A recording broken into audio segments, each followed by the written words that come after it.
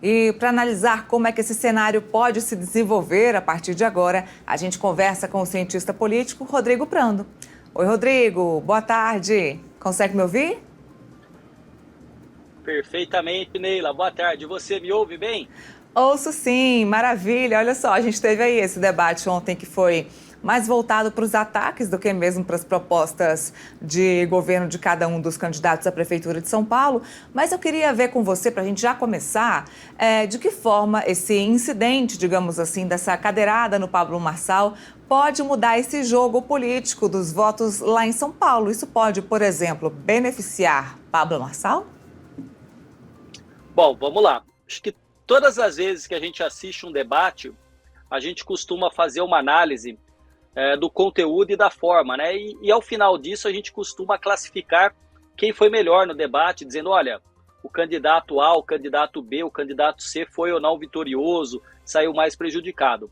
Na verdade, Neila, a gente tem assistido, pelo menos aqui em São Paulo, porque esse debate eu vi de casa. O penúltimo estava na televisão, né? Eu entrei ao vivo logo depois para analisar, e já no penúltimo debate na TV Gazeta, parceria com o My News, eu já desconfiava que poderia acontecer o que de fato se deu no último debate, que foi não apenas um conjunto de fake news, da conspiração, agressividade, xingamentos, né, como a violência que foi de fato violência física.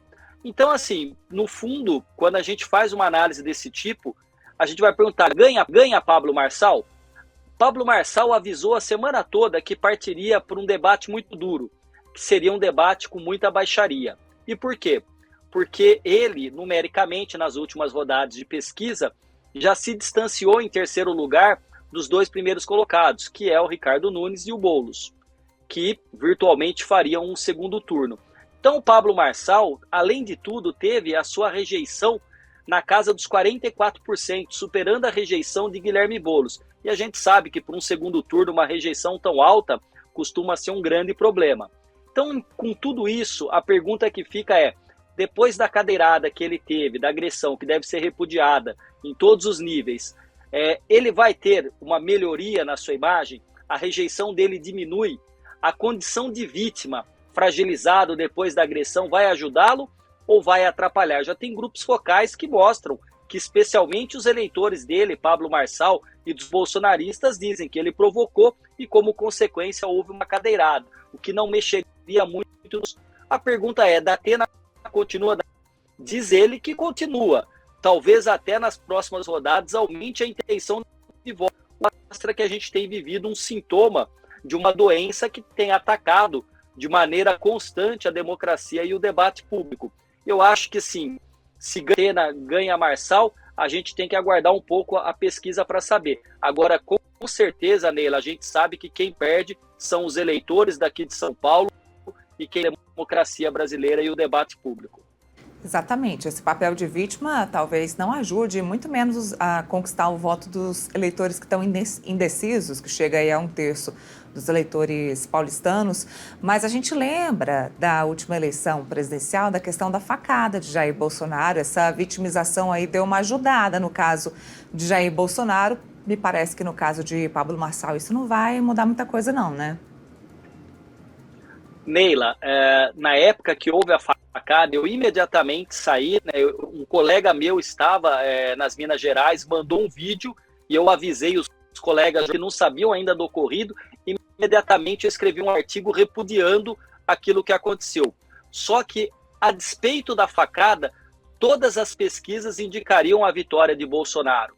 Então, assim, a facada, de certa maneira, deu a ele a mídia espontânea que ele acabou tendo por conta do ataque, só que os dados indicam que com facada ou sem facada, provavelmente o Bolsonaro teria sido vitorioso, como foi no caso de 2018. Agora aqui com Pablo Marçal tem uma diferença, as pesquisas mostram que houve um afastamento dele dos dois primeiros colocados e que essa estratégia dele, que é uma estratégia bastante agressiva em relação aos seus adversários, uma estratégia que é a produção de cortes para as redes sociais, talvez tenha atingido seu teto. E aí ele tinha duas opções.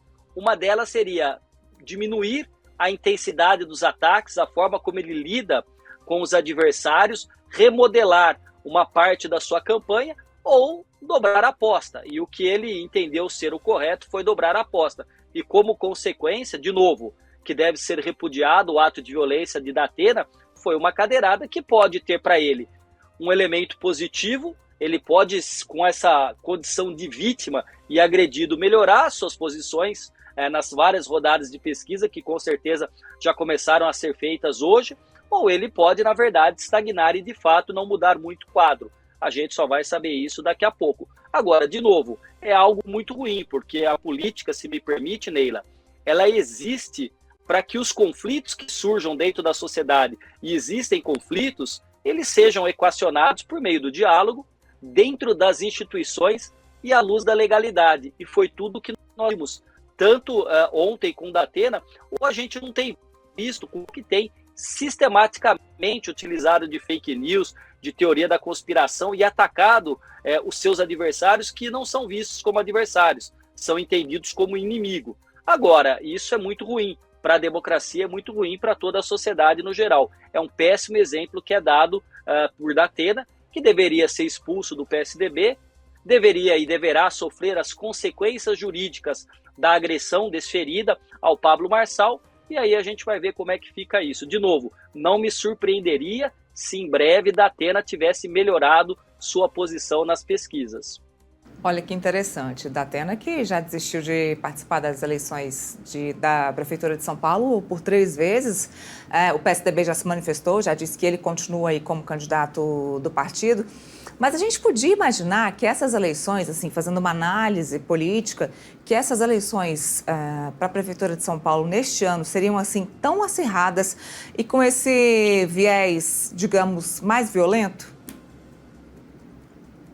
Eu não tenho dúvidas, Na verdade, Neila, a gente tem vivenciado no Brasil nos últimos anos uma substituição da lógica racional do debate, do embate de ideias, da troca de projetos, valores, por, na verdade, um conjunto de agressividade que, no fundo, é valorizado pelos algoritmos das redes sociais, né? Os algoritmos acabam dando tração e força a este comportamento. Eu tenho certeza que ontem as cenas que foram assistidas por alguns com espanto e lamento, por outros com muita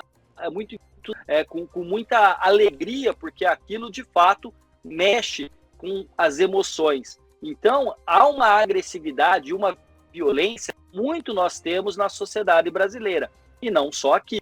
A gente sabe os países como, por exemplo, nos Estados Unidos, Donald Trump, como Bolsonaro, quem lembrou, foi esfaqueado em 2018, Donald Trump recentemente foi alvejado por um tiro que pegou de raspão, mas poderia ter sido fatal. Agora, a Marçal acaba tomando uma cadeirada. No fundo, o ambiente político está polarizado, calcificado e permanece muito tóxico. Agora, este ambiente de ódio, ele não apenas acaba reverberando nas chamadas bolhas, que quando você tem aí políticos que formam grupos sociais que dialogam entre si, que compartilham os mesmos valores, a mesma ideologia. Então você tem a geração das bolhas, a impossibilidade de um diálogo, porque a mensagem chega naquilo que eu acredito, eu acho que de fato é verdadeiro, eu compartilho, e aquilo que vem da outra bolha eu nem sequer considero. Então não há nenhum diálogo, não há contato com a ideia diferente daquilo que eu acredito. Acontece muito chamado viés de confirmação. Por outro lado, esse discurso muito duro, essa retórica da violência, como você me lembra na pergunta, é uma retórica que acaba encontrando algumas figuras que são aqueles chamados lobos solitários, que não têm necessariamente uma identificação ideológica, mas que podem desferir ataques, podem, por exemplo, o Adélio Bispo dos Santos, que foi o que perpetrou o ataque contra Bolsonaro, foi considerado inimputável, está internado. O atirador do Trump foi morto pelas forças de segurança e uma investigação. E agora, o Datena acabou de soltar uma nota dizendo que ele sabe que está errado, que não deve resolver com violência, mas que ele faria ou não se arrepende do que fez. Ou seja, é um desserviço à democracia e à educação democrática a nota do Datena, e agora se acaba me falando que o PSDB dizendo que ele permanece como candidato. triste do PSDB ter essa situação tão melancólica que está vivendo e colhendo, na verdade, aquilo que plantou.